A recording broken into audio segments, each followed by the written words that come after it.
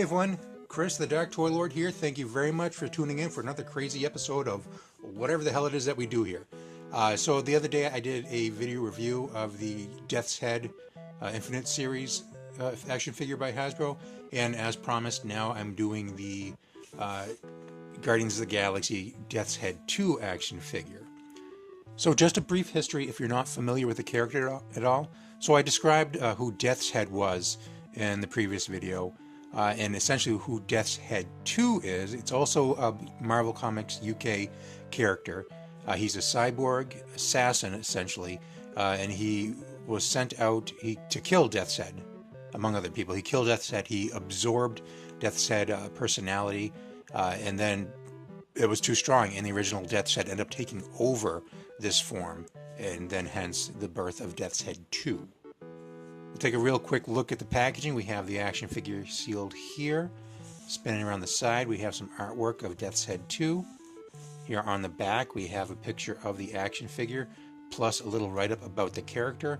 The write-up says, a cyborg hero with a repertoire of super abilities, Death's Head 2 has incredible physical strength and an even stronger personality.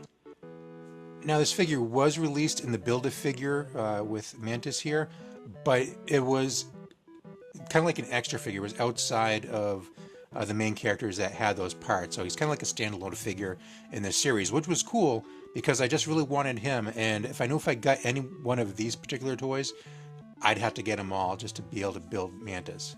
And I don't really care much for Mantis. I might want to get Adam Warlock, but we'll see what happens. So let's go ahead and open this up and we'll take a closer look at the action figure. So Death's Head, he came packaged with this alternate hand for some reason.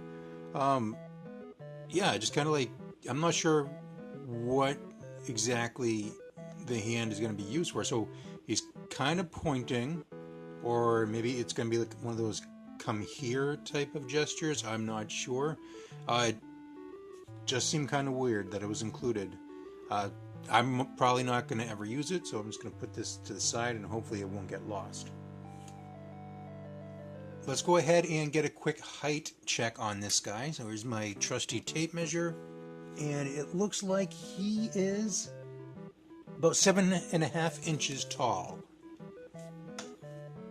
For height comparisons, here he is with the original Death's Head that I reviewed the other day.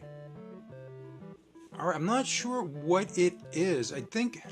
I don't know, I feel like they used a cheaper type of plastic when they made this this toy. It doesn't feel right. It doesn't feel right. It doesn't feel good. It doesn't feel solid. It feels, I don't know, it feels like it's hollow. It feels brittle. It's just not the quality of materials that I guess I'm used to with these types of figures. I'm hoping that long term it doesn't really affect the longevity of this toy. But yeah, I am concerned. I just feel like this is kind of a cheap figure. That being said, let's just go ahead and move on. We'll check articulation. So his head can move. I think it's on a ball joint. It is slightly restricted because he has this mane of hair. I don't know if you can saw my air quotes, hair. But so he has that. Those are like a rubbery material, so they move pretty well. But this big clump in the back does kind of cause some restriction. These horns here are also kind of a rubbery material, so you're not going to stab yourself and they're not going to snap off. That's good. The shoulders, we have a hinge as well as a swivel. The upper arm can pivot side to side. That movement is a little bit restricted because he's jacked. He's got these huge triceps that hit the body, so it kind of hinders that movement. I guess if you put his arm out this way, then you can move around a little bit more easily. The elbow and the elbows, both elbows were extremely tight. I was worried that I was going to break them off. You can see it's really tough. It's a ratchet, so it clicks into place, but it is tough to move, and I was worried I was going to break them initially. So that's pretty much the range of motion there. His wrist does swivel, and there's like a hinge in there also, so you can move it like that. And then other arm, same shoulder articulation. You have a hinge plus it swivels. Upper arm can swivel as well. And again, wicked tight elbow joint. He has this joint right here so he can do his ab crunch. And he also has waist articulation so he can swivel side to side. This piece right here is, again, that soft rubber material. So this, and it's not actually attached. It kind of floats around freely so you can move that around.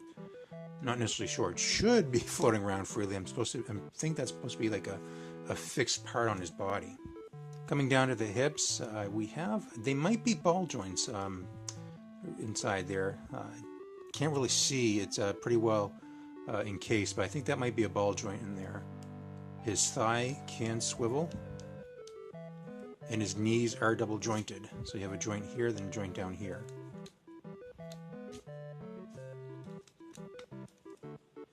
These guys, these fins or blades or whatever you want to call them, they're a little bit more rigid than some of the other material, but you can see they do have some give too, so I don't necessarily think that these are in danger of breaking off.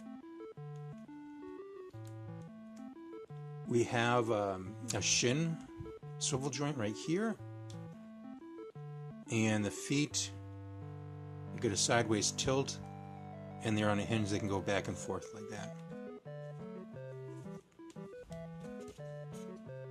Get a quick close-up of his head here.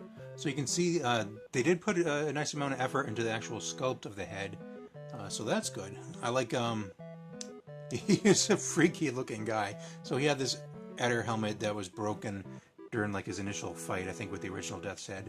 And you can see like the skull type jaw bone there. So he's a little freaky. But they did an excellent job with that sculpt for sure. Here's a close-up of that cannon here that he has on his right arm. It'd be cool if they had some sort of gimmick with this, firing gimmick or light-up gimmick or something, but they don't. It's just there. It's nicely sculpted as well, but I don't know, kind of non-functional and slightly disappointing.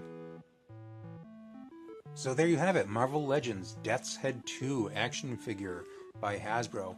So all in all, I mean, I am happy with the toy. I've always loved the character, the original Death's Head plus Death's Head 2.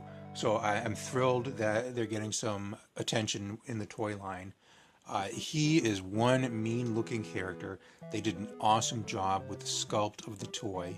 He has the articulation, so he can definitely be posed in, there's like a huge variety of poses. So I appreciate that. I'm just concerned about the quality of plastic that was used. That really does concern me. I've never held a Marvel Legends figure that just felt so cheap, I guess. But hey, if you have this toy, let me know what you think. Did you feel like the plastic is subpar yourself, or do you think it's okay? I do thank you guys for tuning in. If you have any questions whatsoever, please let me know down below. As always, comment, like, subscribe, share if you feel so inclined, and until next time, we'll talk to you later.